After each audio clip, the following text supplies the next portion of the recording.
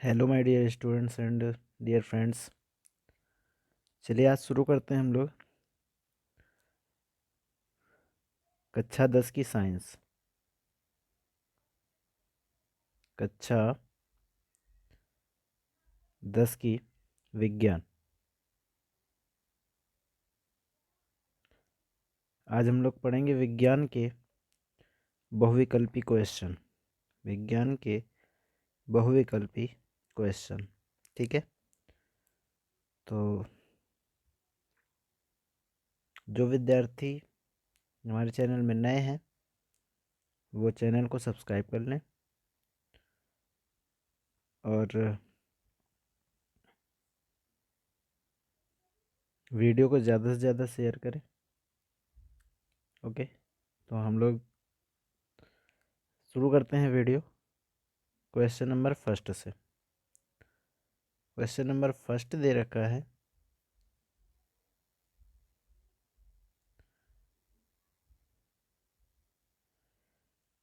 Question number first they रखा है, वो दे रखा है निम्नलिखित में से कौन सा एक भौतिक परिवर्तन नहीं है।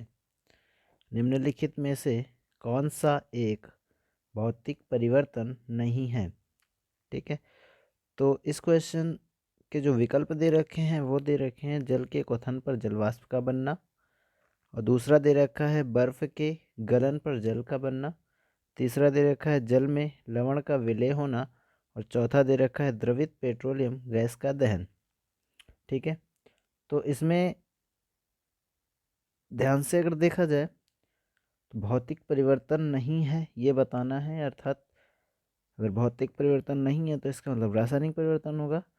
तो हम लोग जानते हैं कि जब दहन की क्रिया होती है तो उसमें रासायनिक परिवर्तन होता है, अर्थात हमारा D option is the right answer. D option क्या हो जाएगा, सही आंसर हो जाएगा। ओके, डी ऑप्शन क्या हो जाएगा, सही आंसर हो जाएगा। चलिए बढ़ते हैं क्वेश्चन नंबर सेकंड की ओर। क्वेश्चन नंबर दूसरे में दे रखा है, क्वेश्चन नंबर 2 में दे रखा है, क्या दे रखा है, निम्नलिखित अभिक्रिया एक उदाहरण है। मतलब अभिक्रिया दे रखी है, ये किसका उदाहरण है ये हमें बताना है। ठीक है, तो अभिक्रिया दे रखी है 4NH3 plus 5O2 arrow 4NO plus 6H2O। ठीक है, तो ये किसका उदाहरण है, तो इसमें दे रखा है प्रतिस्थापन अभिक्रिया का, संयोजन अभिक्रिया का, उपचयन अपचयन या रेडॉक्स अभिक्रिया का, उदासीनीकरण अभिक्रिया का। विकल्प है हमारे, फर्स्ट नंबर में दे रखा है first and fourth, B number में दे रखा है second and third, C number में दे रखा है फर्स्ट एंड थर्ड, और डी नंबर में दे रखा है थर्ड एंड फोर्थ। ठीक है, तो इनमें से कोई एक ही विकल्प सही होगा। ठीक है, तो कौन सा विकल्प सही होगा इसके लिए हम लोग अब रासायनिक समीकरण को ध्यान से देखते हैं। ठीक है, जो रासायनिक समीकरण दे रखा है उसको अगर ध्यान से देखा जाए तो क्या दे रखा है, दे रखा है NH3 5O2 और NO 6H2O। ध्यान से अगर देखिए तो N के साथ, इस N के साथ O क्या हो गया, प्रतिस्थापित हो गया। ठीक है, N के साथ क्या हुआ, O क्या हो गया, प्रतिस्थापित हो गया यहाँ पर। तो जैसे ही प्रतिस्थापित हुआ तो हम लोग समझ गए कि यहाँ पर कौन सी अभिक्रिया है, प्रतिस्थापन अभिक्रिया है। ठीक है, इसके अलावा और अगर और ध्यान से देखो तो यहाँ पर हुआ क्या है, यहाँ पर NH3 था, मतलब S था, O नहीं था, तो यहाँ पर O आ गया है। ठीक है, और यहाँ पर अगर देखा जाए तो O था, H नहीं था, तो यहाँ H आ गया है। इसका मतलब यहाँ पर दो अभिक्रियाएं और एक साथ हो रही हैं, उपचयन और अपचयन अभिक्रिया। उपचयन और अपचयन अभिक्रिया। ठीक है, उपचयन और अपचयन अभिक्रिया। ठीक, यानी कि रेडॉक्स अभिक्रिया। तो इसका मतलब थर्ड ऑप्शन भी सही हो जाएगा। इसका मतलब कौन कौन से ऑप्शन सही हो जाएंगे, फर्स्ट और थर्ड, क्योंकि यहाँ संयोजन अभिक्रिया हो नहीं रही है, उदासीनीकरण हो नहीं रही है। ठीक, तो इसमें कौन सा ऑप्शन हो जाएगा, फर्स्ट और थर्ड, अर्थात कौन सा ऑप्शन हमारा सही हो जाएगा, तो ऑप्शन नंबर सी सही हो जाएगा। ऑप्शन नंबर सी इसका सही आंसर हो जाएगा। ठीक है, ऑप्शन नंबर सी इसका सही आंसर हो जाएगा। चलिए बढ़ते हैं अगले क्वेश्चन की ओर। Question number 3, question number 3। तो क्वेश्चन नंबर 3 में क्या दे रखा है, क्वेश्चन नंबर 3 में दे रखा है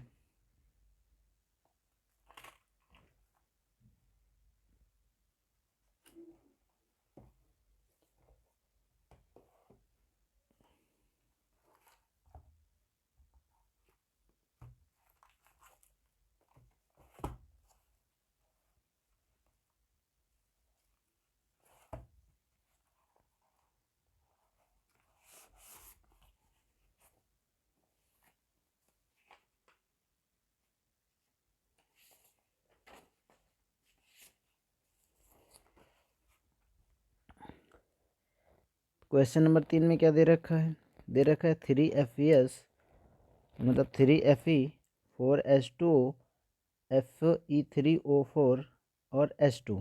ठीक है, और हमें बताना है दी हुई अभिक्रिया के लिए निम्नलिखित में से कौन से कथन सत्य हैं। फर्स्ट कथन दे रखा है आयरन धातु ऑक्सीकृत हो रही है। सेकेंड कथन दे रखा है जल अपचयित तो हो रहा है। थर्ड कथन दे रखा है जल अपचायक के रूप में कार्य कर रहा है। और फोर्थ कथन दे रखा है जल ऑक्सीकारक के रूप में कार्य कर रहा है। ठीक है, और विकल्प हमारे दे रखे हैं, ए विकल्प है फर्स्ट, ए विकल्प क्या दे रखा है, ए विकल्प दे रखा है फर्स्ट सेकेंड और थर्ड। बी विकल्प क्या दे रखा है, second and third and fourth. और सी विकल्प में क्या दे रखा है, फर्स्ट सेकेंड और फोर्थ। और डी विकल्प में दे रखा है सेकेंड और फोर्थ। ठीक है, तो इसका ऑप्शन सही हो जाएगा कौन सा, तो इसमें क्या क्या हो रहा है ये ध्यान से देखो। तो सबसे पहली बात, आयरन धातु ऑक्सीकृत हो रही है ना। ऑक्सीकृत होने का मतलब इसमें ऑक्सीकरण की अभिक्रिया हो रही है। कौन सी अभिक्रिया, ऑक्सीकरण, है ना।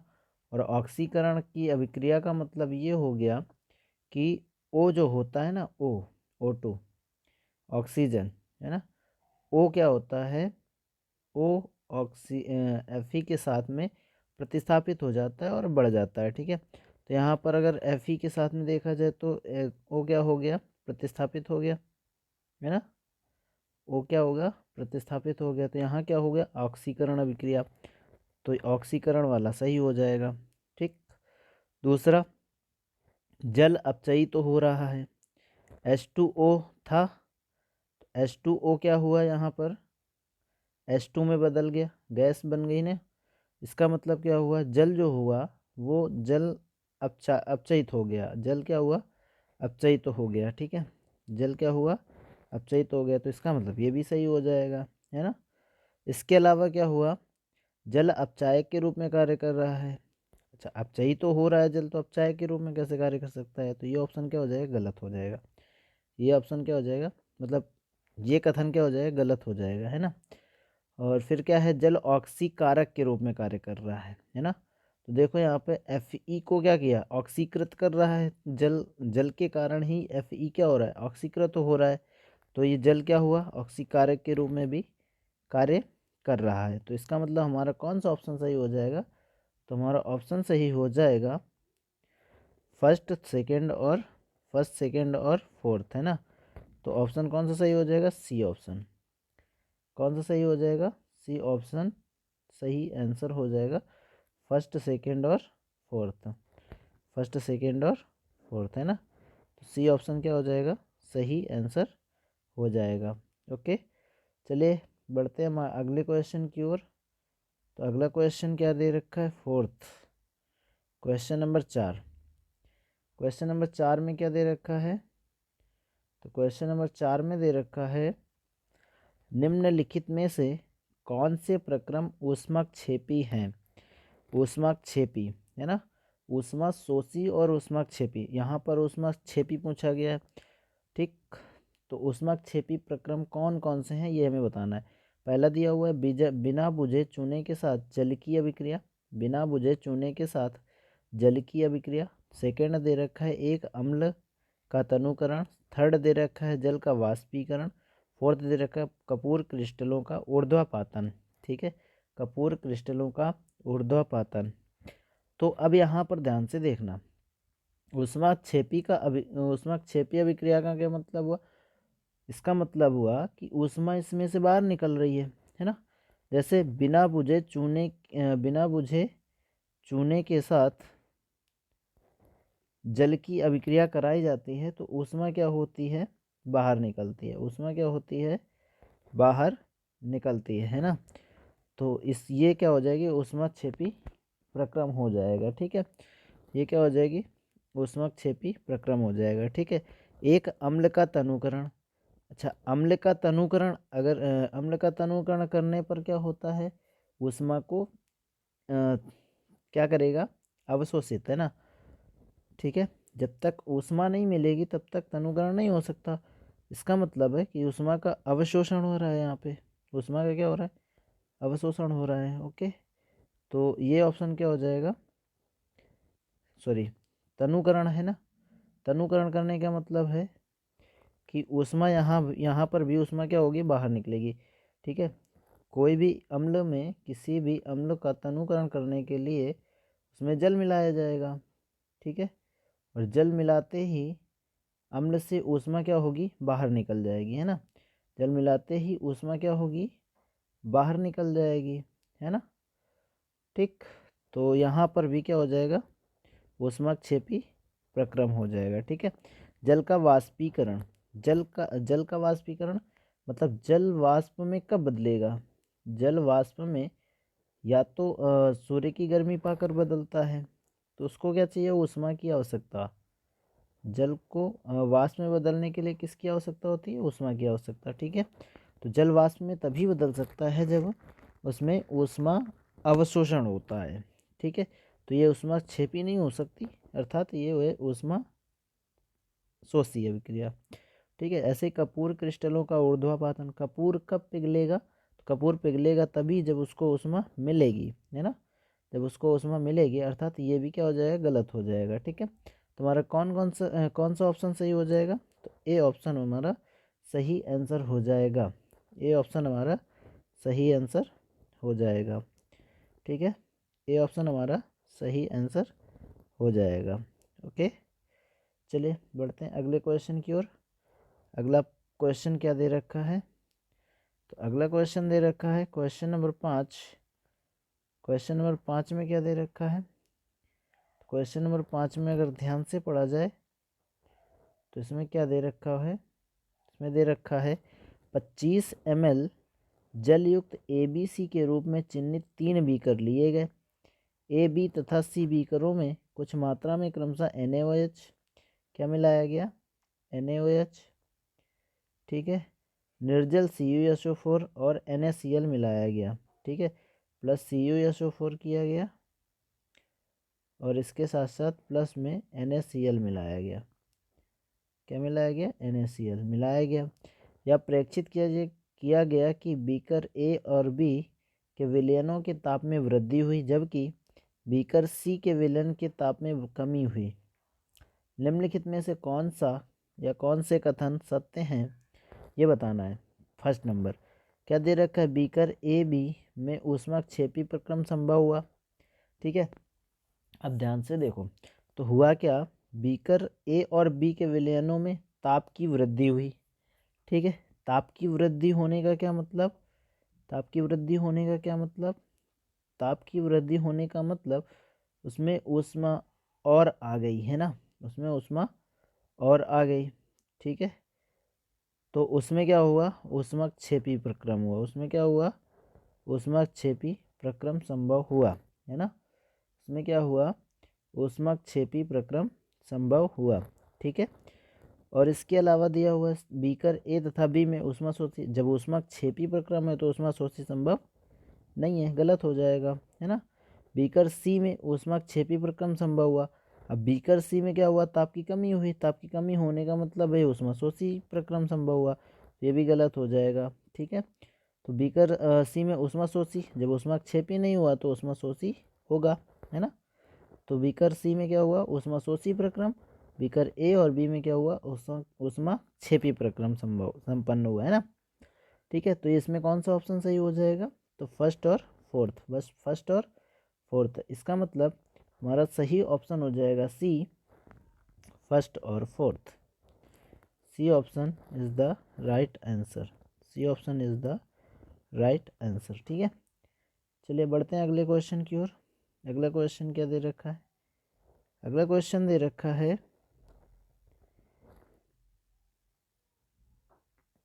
अगला क्वेश्चन दे रखा है अम्लीय परमैंगनेट विलयन युक्त एक बीकर में फेरस सल्फेट का तनु विलयन धीरे धीरे मिलाया गया। हल्के जामुनी रंग का विलयन क्षीण होता है तथा अंततः रंग विलुप्त हो जाता है। निम्नलिखित में से कौन सी व्याख्या उपरोक्त प्रेक्षण के लिए सही है। ए नंबर दे रखा है KMnO4 एक ऑक्सीकारक है, यह FeSO4 को ऑक्सीकृत करता है। सेकेंड नंबर बी नंबर दे रखा है FeSO4 एक ऑक्सीकारक है तथा KMnO4 को ऑक्सीकृत करता है। और सी नंबर दे रखा है तनुता, तनुता के कारण रंग विलुप्त हो जाता है, कोई अभिक्रिया नहीं होती। और डी नंबर में क्या दे रखा है, डी नंबर में KNO4 एक अस्थाई यौगिक है तथा FeSO4 की उपस्थिति में एक रंगहीन यौगिक में अपघटित तो हो जाता है। ठीक है, इनमें से कौन सा ऑप्शन सही हो जाएगा, तो इसके लिए देखते हैं। यहाँ पर दिया हुआ अम्लीय परमैंगनेट विलयन युक्त में फेरस सल्फेट का तनु धीरे धीरे मिलाया गया। जामुनी रंग का विलयन क्षीण होता है, अंततः रंग विलुप्त हो जाता है। ठीक है, तो ऐसा तभी हो सकता है जब KMnO4 यानी परमैंगनेट विलयन का क्या हो, ऑक्सीकारक के रूप में काम करे और फेरस सल्फेट है वो ऑक्सीकृत करता और वह क्या होगा, मतलब KMnO4 क्या करें, ऑक्सीकारक के रूप में काम करके FeSO4 को यानी फेरस सल्फेट को क्या कर दे, ऑक्सीकृत कर दे। ठीक है, ऑक्सीकृत कर दे। तो इसका कौन सा ऑप्शन हो जाएगा, ए ऑप्शन इसका सही आंसर हो जाएगा। तो कौन सा ऑप्शन सही आंसर होगा, ए ऑप्शन इसका सही आंसर हो जाएगा। ठीक है, इसका कौन सा ऑप्शन सही हो जाएगा, ए ऑप्शन इसका सही आंसर हो जाएगा। ठीक है, चलिए बढ़ते हैं अगले क्वेश्चन की ओर। ठीक है, अगले क्वेश्चन की ओर, क्वेश्चन नंबर 7। क्वेश्चन नंबर 7 में क्या दे रखा है, क्वेश्चन नंबर 7 में तो देखेंगे निम्नलिखित में से कौन सी द्विविस्थापन अभिक्रिया है या अभिक्रियाएं हैं। द्विविस्थापन अभिक्रियाएं बतानी है। ठीक है, द्विविस्थापन अभिक्रिया क्या होती है, द्विविस्थापन अभिक्रिया होती है जिनमें दोनों ओर प्रतिस्थापन होता है। ठीक है, दोनों ओर प्रतिस्थापन होता है। ठीक, तो द्विविस्थापन अभिक्रिया हो जाती है। ओके, तो चलिए देख लेते हैं इसमें कौन सा ऑप्शन हो जाएगा, है ना।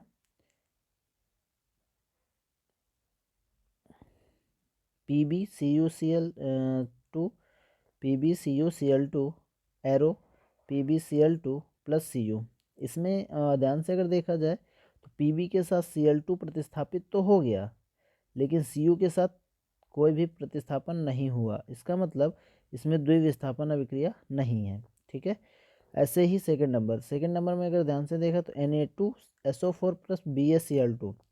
ठीक, तो यहाँ Ba के साथ SO4 प्रतिस्थापित हो गया, Ba के साथ कौन, SO4 प्रतिस्थापित हो गया और Na के साथ क्या हुआ, Cl प्रतिस्थापित हो गया, यानी कि इसमें द्विविस्थापन अभिक्रिया संभव है। इसमें द्विविस्थापन अभिक्रिया संभव है।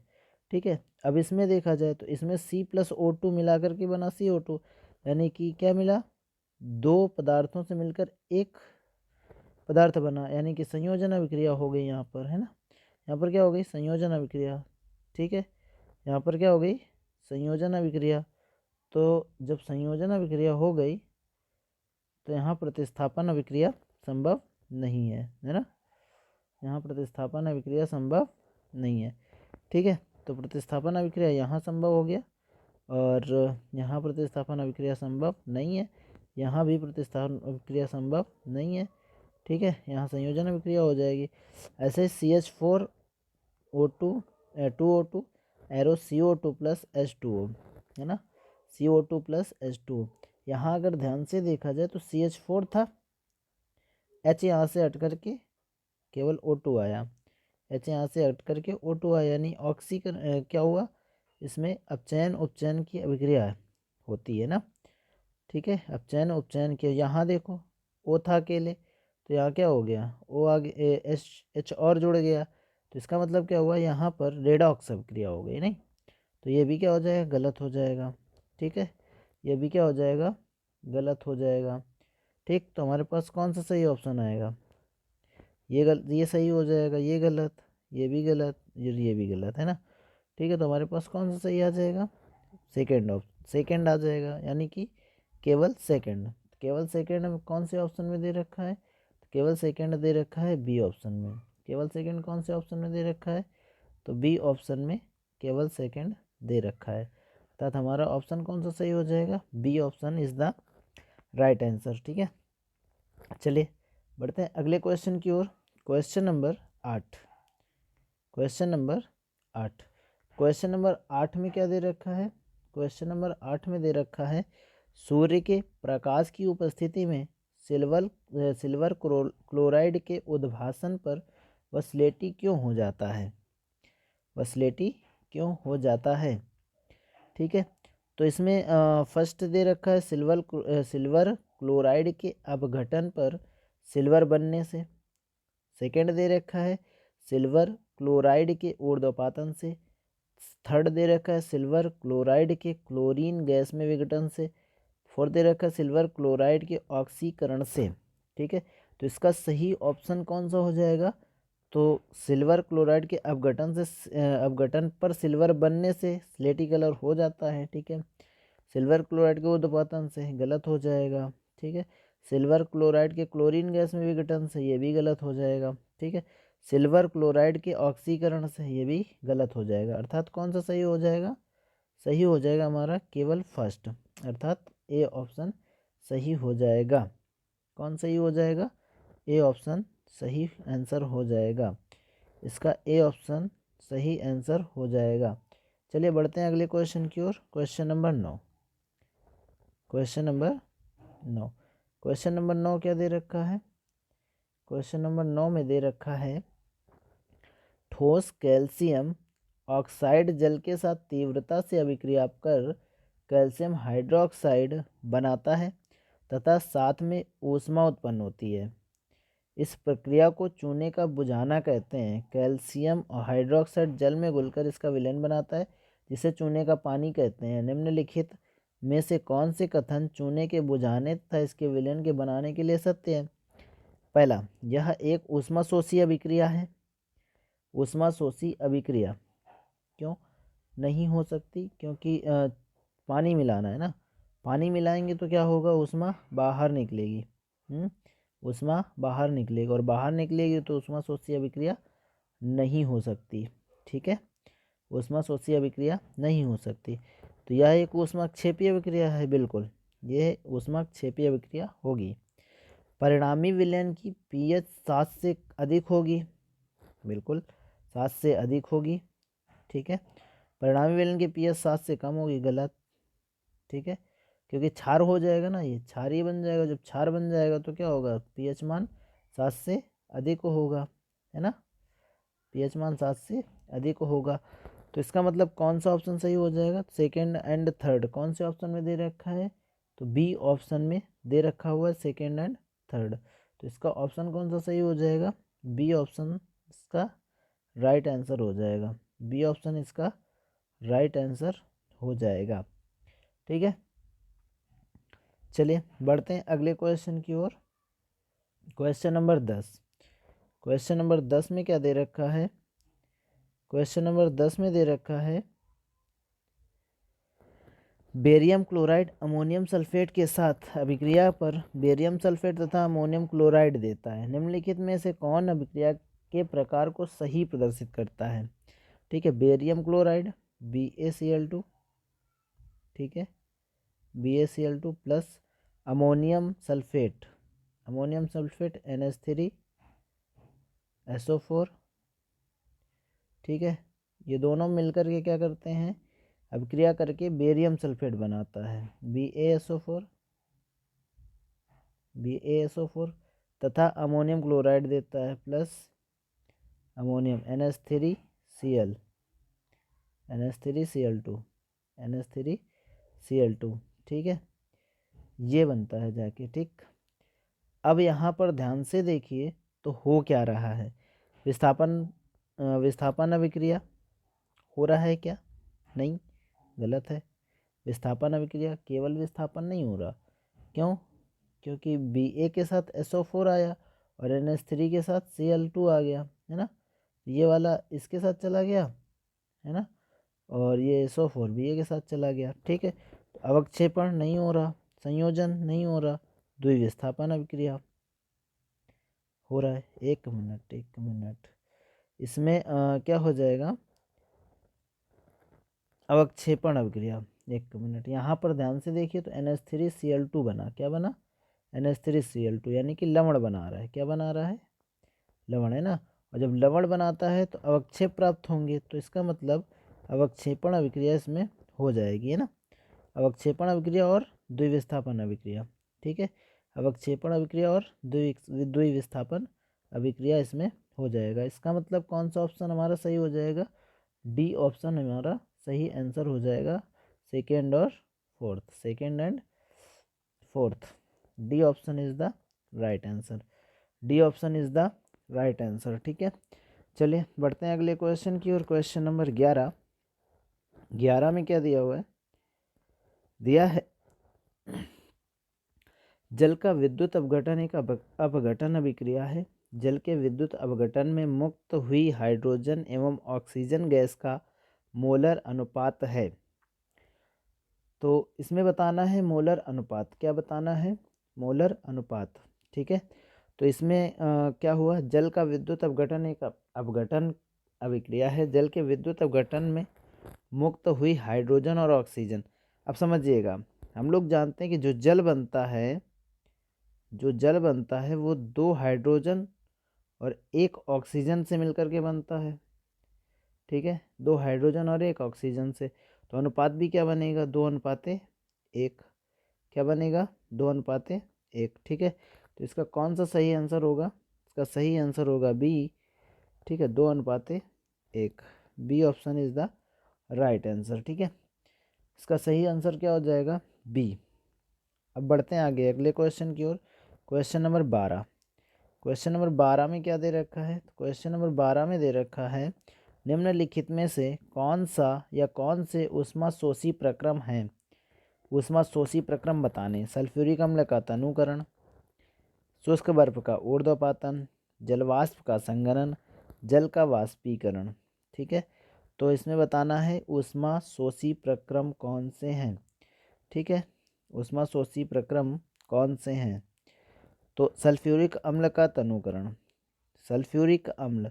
तनुकरण, ठीक है। तो ये क्या होगा, ऊष्मा क्षेपी प्रक्रम होगा, क्यों, इसमें ऊष्मा बाहर निकलेगी। तनुकरण का मतलब हो गया इसमें जल मिलाया जाएगा और इसमें ऊष्मा क्या होगी, बाहर निकलेगी, तो ये ऊष्माशोषी नहीं हो सकता, ठीक है। और शुष्क बर्फ का ऊर्ध्वपातन का मतलब हुआ शुष्क बर्फ जो होगी वो पिघलेगी और पिघलने के लिए इसको ऊष्मा की जरूरत पड़ेगी, तो ये ऊष्मा क्या क्या करेगा, अवशोषण करेगा। इसका मतलब ये ऊष्माशोषी प्रक्रम बन जाएगा, ठीक है। जलवाष्प का संघनन, जलवाष्प जो है गर्मी पा करके ही संघनित हो पाएगी, अर्थात जलवाष्प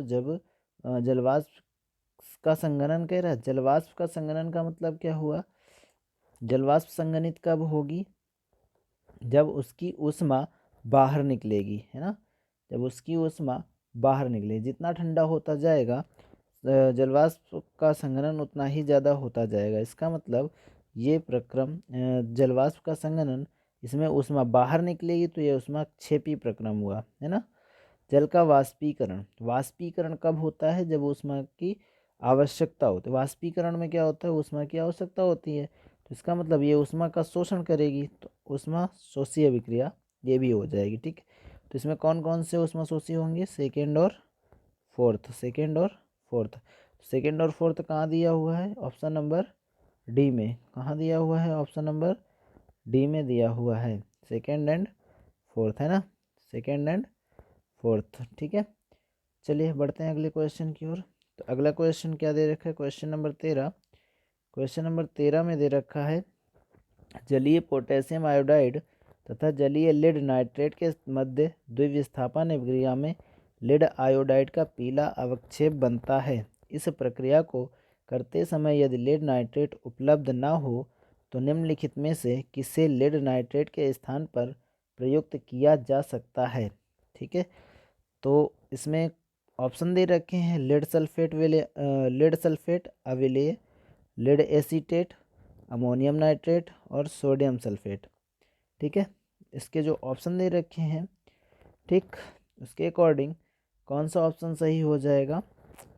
तो इसमें क्या है, लेड नाइट्रेट के मध्य द्विविस्थापन अभिक्रिया में लेड आयोडाइड का पीला अवक्षेप बनता है। ठीक है, इस प्रक्रिया को करते समय लेड नाइट्रेट उपलब्ध ना हो तो तो निम्नलिखित में से किसे लेड नाइट्रेट के स्थान पर प्रयुक्त, लेड नाइट्रेट के स्थान पर किसको प्रयुक्त किया जाएगा? तो वो होगा लेड एसीटेट। कौन सा होगा? Lead acetate. कौन होगा? Lead acetate. ठीक है, कौन होगा? Lead acetate. तो कौन सा ऑप्शन सही हो जाएगा? बी ऑप्शन इसका सही आंसर हो जाएगा। अब बढ़ते हैं अगले क्वेश्चन की ओर, क्वेश्चन नंबर 14।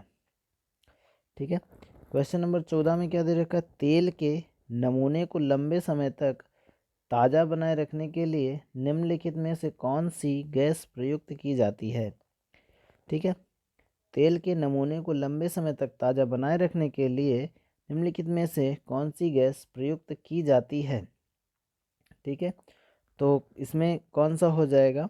तो इसके लिए हम लोग तो जानते ही एक नाइट्रोजन गैस होती है जिसका प्रयोग हम लोग करते हैं। इसके साथ साथ हीलियम का भी प्रयोग किया जाता है। किसका प्रयोग किया जाता है? हीलियम का, है ना। तो नाइट्रोजन और हीलियम, अर्थात कौन सा विकल्प हो जाएगा? D option. कौन सा विकल्प हो जाएगा? D option is the right answer. Okay, चलिए बढ़ते हैं अगले क्वेश्चन की ओर। Question number 15। क्वेश्चन नंबर 15 में क्या दे रखा है? क्वेश्चन नंबर 15 में दे रखा है प्रयोगशाला में ऑक्सीजन गैस बनाने के लिए निम्नलिखित अभिक्रिया प्रयुक्त की जाती है। 2KClO3 ऊष्मा और उत्प्रेरक दोनों यूज किए जाते हैं। ठीक है, बनता है 2KCl प्लस 3O2। निम्नलिखित में से कौन सा कथन अभिक्रिया के संदर्भ में सही है? पहला, यह एक अपघटन अभिक्रिया है तथा ऊष्मा शोषी प्रकृति की है। ठीक है, दूसरा, यह एक संयोजन अभिक्रिया है। यह एक संयोजन अभिक्रिया है। अच्छा, एक चीज़ यहाँ पर देखो, इसको जब ऊष्मा दी जा रही है, इसको जब ऊष्मा दी जा रही है तो दो भागों में टूट रही है ना। संयोजन अभिक्रिया क्या होती है? जब दो चीज़ें होती हैं उससे जो प्राप्त तो होता है पदार्थ वो सिंगल हो जाता है, एकल पदार्थ प्राप्त होता है। ठीक है, और यहाँ क्या हुआ? एकल पदार्थ से दो पदार्थ प्राप्त हो रहे हैं। इसका मतलब संयोजन अभिक्रिया नहीं है, संयोजन अभिक्रिया नहीं है। ठीक है, संयोजन अभिक्रिया नहीं है। इसके अलावा और देखा जाए तो यह एक अपघटन अभिक्रिया है तथा ऊष्मा निकलने के साथ संपन्न होती है। इसमें तो ऊष्मा का प्रयोग किया जा रहा है, इसका मतलब ऊष्मा निकलना संभव नहीं है। ठीक है, तो ये भी क्या होगा? नहीं होगा, है ना। संयोजन भी नहीं है और ये भी नहीं है। यह एक प्रकाश रासायनिक अपघटन अभिक्रिया है तथा ऊष्माक्षेपी प्रकृति की है। अच्छा, ऊष्मा की इसमें आवश्यकता हो रही है, ऊष्मा को ये अवशोषित कर रही है। जब ऊष्मा को अवशोषित करेगी तो ऊष्माक्षेपी बनने का कोई कोई संभावना है ही नहीं। तो इसका मतलब ये तो गलत हो जाएगा। तो बचा क्या? ऊष्मा शोषी। अपघटन अभिक्रिया है और ऊष्मा शोषी प्रकृति की है। अपघटन तो है, दो भागों में टूट रही है तो अपघटन अभिक्रिया हो गई। ऊष्मा का इसमें यूज हो रहा है ना, तो ऊष्मा शोषी भी हो गई। इसका मतलब इसका सही आंसर हो जाएगा ए ऑप्शन। इसका सही आंसर हो जाएगा ए ऑप्शन। ठीक है, इसका सही आंसर क्या हो जाएगा? ए ऑप्शन हो जाएगा। ठीक, बढ़ते हैं अगले क्वेश्चन की ओर। Question number 16। क्वेश्चन नंबर 16 में क्या दिया हुआ है? क्वेश्चन नंबर 16 में दे रखा है, निम्नलिखित में से कौन से प्रक्रम में रासायनिक अभिक्रियाएं होती हैं? कौन से प्रक्रम में रासायनिक अभिक्रियाएं? तो एक गैस सिलेंडर में निम्न दाब पर ऑक्सीजन गैस का भंडारण, वायु का द्रवीकरण और चीनी की प्याली में खुले में पेट्रोल रखना, उच्च ताप पर वायु की उपस्थिति में कॉपर की तार को गर्म करना। पहली बात, गैस सिलेंडर में निम्न दाब पर ऑक्सीजन गैस का भंडारण, ये रासायनिक अभिक्रिया नहीं हो सकती। ठीक है, वायु का द्रवीकरण, ये भी रासायनिक अभिक्रिया नहीं है। चीनी की प्याली में खुले में पेट्रोल रखना, पेट्रोल रखेंगे तो उड़ जाएगा, ये भी रासायनिक अभिक्रिया नहीं है। ठीक, तो क्या बन जाएगा, उच्च ताप पर वायु की उपस्थिति में कॉपर की तार को गर्म करना, ये क्या हो जाएगा, सही आंसर हो जाएगा। अर्थात हमारा कौन सा ऑप्शन सही होगा, D option is the right answer. कौन सा ऑप्शन सही हो जाएगा, डी ऑप्शन इसका सही आंसर हो जाएगा। ठीक है, अब हम बढ़ते हैं अगले क्वेश्चन की, क्वेश्चन नंबर 17। क्वेश्चन नंबर 17 में क्या दे रखा है, दे रखा है निम्नलिखित में से कौन सी रासायनिक अभिक्रिया में अभिक्रिया ताप पर क्रियाकारकों एवं क्रियाफलों की अवस्थाओं को सही संकेत चिन्हों द्वारा प्रदर्शित किया गया है। ठीक है, तो सही संकेत चिन्हों द्वारा प्रदर्शित किया गया है, H2 plus O2 plus H2O। पहली बात तो H2 क्या है, गैस। ठीक है, इसमें लिक्विड दिखाया गया। O2 क्या है, गैस, इसमें लिक्विड दिखाया गया, तो ये ऑप्शन गलत हो जाएगा। H2 क्या है, गैस, O2 क्या है, गैस, यहाँ भी क्या हो गया, लिक्विड दिखाया गया, H2O लिक्विड। ठीक है, तो इसकी वजह से क्या हो जाएगा, ये ऑप्शन गलत हो जाएगा। ठीक है, इसमें क्या है, H2 गैस है, ठीक है, O2 गैस है, ठीक है, H2O क्या बनेगा, जब ये दोनों गैस हैं तो क्या बनेगा, गैस ही बनेगा ना, क्या बनेगा, गैस बनेगा। ठीक है, लिक्विड नहीं बनेगा, गैस बनेगा, तो इसलिए ये भी क्या हो जाएगा, गलत हो जाएगा। ठीक, H2 क्या है, गैस, O2 क्या है, गैस, H2 अभी क्या बना, गैस ही बना। ठीक है, गैस गैस मिला करके गैस बना, इसलिए इसका सही आंसर क्या हो जाएगा, इसका सही आंसर हो जाएगा डी ऑप्शन। इसका सही आंसर क्या हो जाएगा, डी ऑप्शन इसका सही आंसर हो जाएगा। ठीक है, बढ़ते हैं अगले क्वेश्चन की ओर, क्वेश्चन नंबर 18। क्वेश्चन नंबर 18 में क्या दे रखा है, क्वेश्चन नंबर 18 में दे रखा है, निम्नलिखित में से कौन सी संयोजन अभिक्रियाएं हैं, निम्नलिखित में से कौन सी संयोजन अभिक्रियाएं हैं। संयोजन अभिक्रिया का मतलब होता है दो पदार्थ जुड़ कर के एकल पदार्थ का निर्माण करते हैं। ठीक है, यहाँ क्या हुआ, एक पदार्थ टूट कर के दो पदार्थों में बट रहा है, तो ये क्या हो गया, वियोजन अभिक्रिया, तो गलत हो गया। अब इसमें क्या हुआ, MgO plus H2O, MgO plus H2O। ठीक है, बना क्या, MgOH का होल ट्वाइस। देख लो, यहाँ पे दो पदार्थ मिलकर के एकल पदार्थ का निर्माण कर रहे हैं, है ना, तो ये कौन सी अभिक्रिया हो गई, संयोजन अभिक्रिया। इसका मतलब ये सही हो जाएगा, है ना, ये क्या हो जाएगा, सही हो जाएगा। ऐसे ही 4Al प्लस 3O2 मिलकर के क्या बना रहे हैं, Al2O3, ये भी दो पदार्थ मिलकर के एकल पदार्थ का निर्माण कर रहे हैं, इसका मतलब ये भी सही हो जाएगा। ठीक है, अब ZnFeSO4 बना क्या रहे हैं, ZnSO4 प्लस Fe। इसमें देखो, इसमें क्या हुआ कि जो SO4 था वो Zn के साथ क्या हो गया, प्रतिस्थापित हो गया, और प्रतिस्थापित होते ही इसने कौन सी अभिक्रिया बना दी, प्रतिस्थापन अभिक्रिया, तो ये क्या हो जाएगा, गलत हो जाएगा। ठीक है, तो ये संयोजन अभिक्रिया नहीं है। इसका मतलब कौन से सही हो जाएंगे, सेकेंड और थर्ड। सेकेंड और थर्ड कौन से ऑप्शन में दे रखे हैं, डी ऑप्शन में, तो इसका कौन सा आंसर सही हो जाएगा, डी ऑप्शन इसका सही आंसर हो जाएगा। डी ऑप्शन इसका सही आंसर हो जाएगा। ठीक है, तो आज के लिए हम इतना ही रखेंगे। ठीक है, यदि आप हमारे चैनल में नए हैं, ठीक है, तो चैनल को सब्सक्राइब करें।